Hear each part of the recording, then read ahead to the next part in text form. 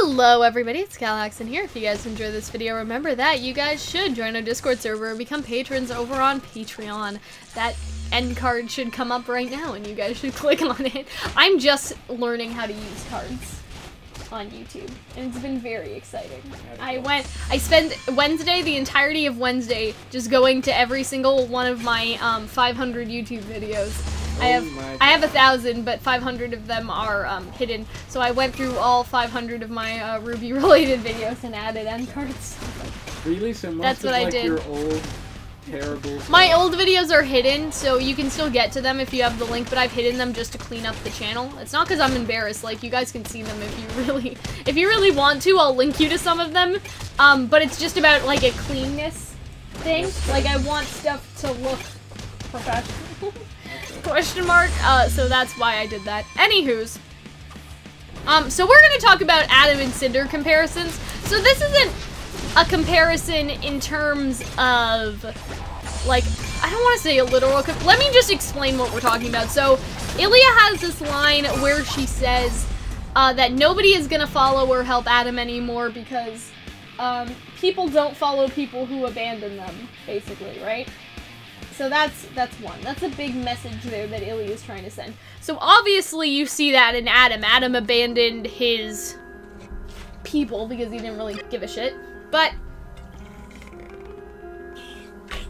Cal takes a drink. But where we kind of see this, in my opinion, is I think this is going to be a reoccurring theme in terms of Emerald and in Cinder and how they see each other in the future. Because say, by some, like, magic question mark, Cinder's okay. Like, let's just say she's probably gonna be okay, to be honest. So let's say that she's okay. I have a feeling that she's gonna be dead. Yeah. I think, to be honest, I think that Salem is just gonna use more Grim parts to try to fix her, depending on how broken she is at the bottom. And so, you kind of have that. And so, basically, I think that this line really applies to the Emerald and Cinder dynamic that I expect if Cinder ever comes back, and so that's kind of why I wanted to talk about it, because, Emerald could think a couple things. She could think that Cinder is dead, or that Cinder ran away. There's no in between, and at least if she died, in Emerald's mind anyway, at least if Cinder died, you know, she didn't leave them, right? And so... Didn't abandon us. Yeah, exactly, and so that's a better alternative in Emerald's mind. I'm assuming, I don't know, I'm not Emerald, but that would be for me. Like, if I had to pick between one of somebody that I looked up to leaving me or dying, not to say I would want them dead, but for a personal comfort, I would rather them be, what was I saying? I would rather them be dead, because at least I know that they didn't try to leave me. That they stayed, like, fighting for me till their last moments, right? But for all Emerald knows, Cinder could have pieced out without all of them, right? Emerald doesn't know, and so I feel like that line that Ilya says about Adam, which is, again, something along the lines of, Adam will have no help after this, he'll have no one because, You're gonna be scattered. Yeah. And also because nobody follows the leader who abandons them, right? And so if Cinder does come back, I feel like there is going to be a lot of tension between her and... Be foreshadowed before the sort of Emerald sides. Yeah, maybe. Because like, maybe you never follow a leader that abandons them. That could also be referring to Salem, and that's something that I actually Cinder, wanted to get at. Cinder left. Yeah, and so that's what I'm saying. Cinder left, quote unquote. Dead. I don't know. I don't know how I feel about her actually being dead or not. Well, Miles and Carrie wouldn't give us this strict answer. Well, they did the same thing with us. But with Pyrrha, they clearly said no, she's dead. For comparison. I would just start saying like, she's dead.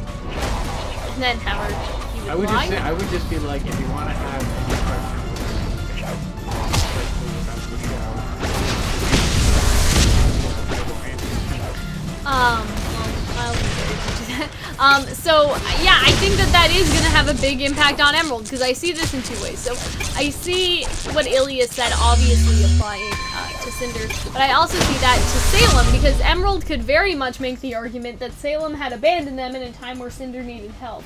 and that Salem could have done something in her power to help Cinder and then didn't.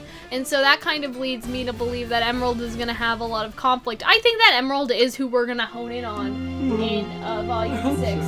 It seems like that she is anyway, just judging on how they developed her so much in this one episode, and I want to talk more about that because that makes me very, very happy with myself.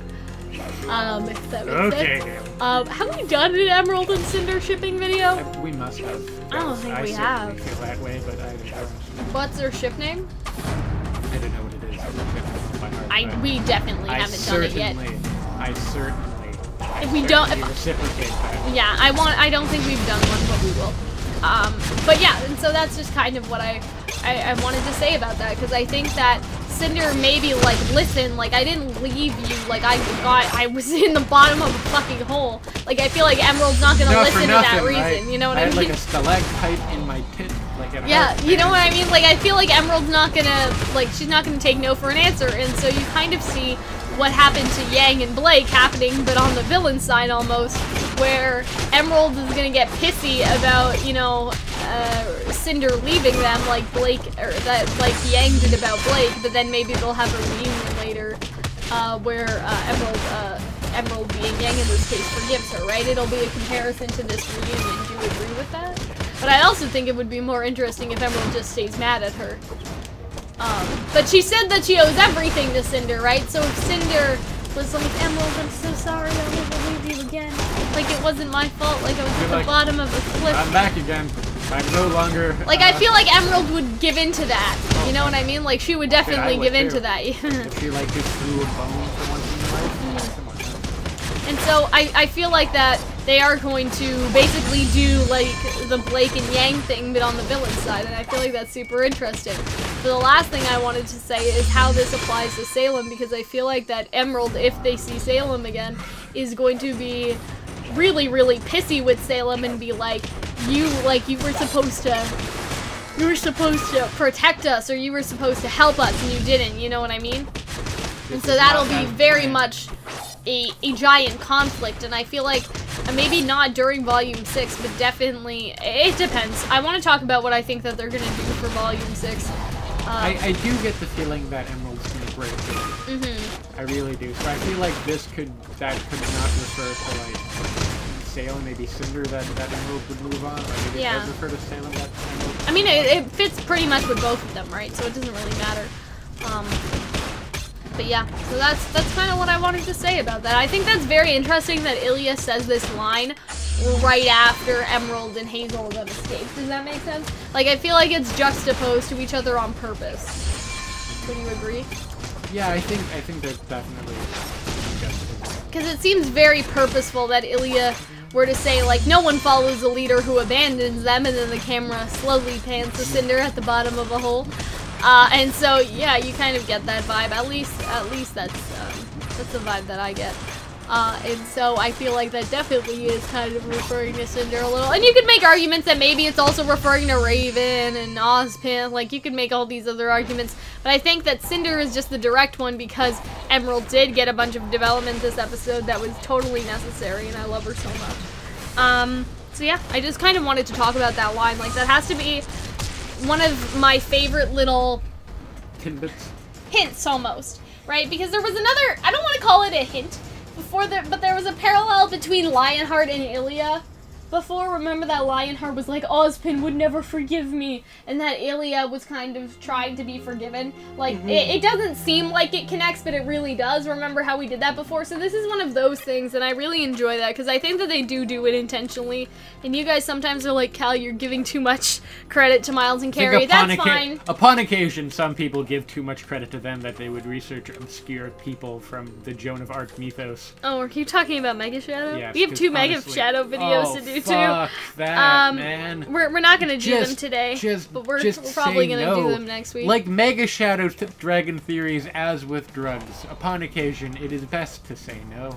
Anyway, but yeah. So again, I hope that you guys enjoyed this. If you did, remember that you guys should join our Discord server or become a patron on Patreon. The link should be up here in the end card that hopefully I've programmed into the into the YouTube video. I'm so fucking fascinated with the end cards. I'm not even joking.